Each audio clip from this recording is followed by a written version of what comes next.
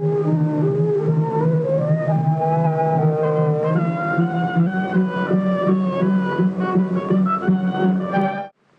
West Coast became a potential combat zone.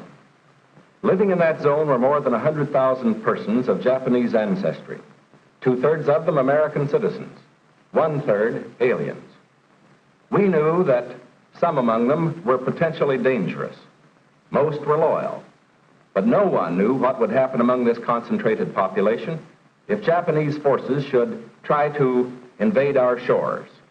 Military authorities therefore determined that all of them, citizens and aliens alike, would have to move. Commanding General of the Western Defense Command determined that all Japanese within the coastal area should move inland. The American citizen Japanese and Japanese aliens made their plans in accordance with Army orders. The Japanese themselves cheerfully handled the enormous paperwork involved in the migration. Civilian physicians made preliminary medical examinations. Government agencies helped in 100 ways. They helped the evacuees find tenants for their farms.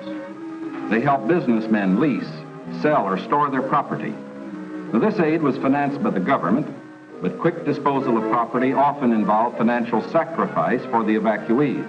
Meanwhile, in Arizona, Utah, Colorado, Wyoming, and elsewhere, quarters were being built where they would have an opportunity to work and more space in which to live. The Army provided housing and plenty of healthful, nourishing food for all. The residents of the new community set about developing a way of life as nearly normal as possible. They held church services. They issued their own newspaper, organized nursery schools, and some made camouflage nets for the United States Army. Naturally, the newcomers looked about with some curiosity.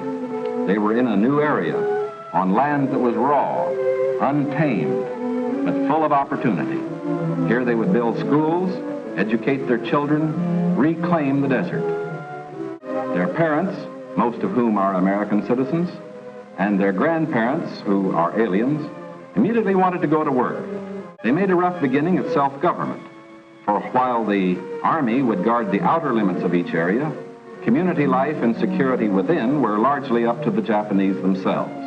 The full story will begin to unfold when the raw lands of the desert turn green, when all adult hands are at productive work on public lands or in private employment. It will be fully told only when circumstances permit the loyal American citizens once again to enjoy the freedom we in this country cherish, and when the disloyal, we hope, have left this country for good.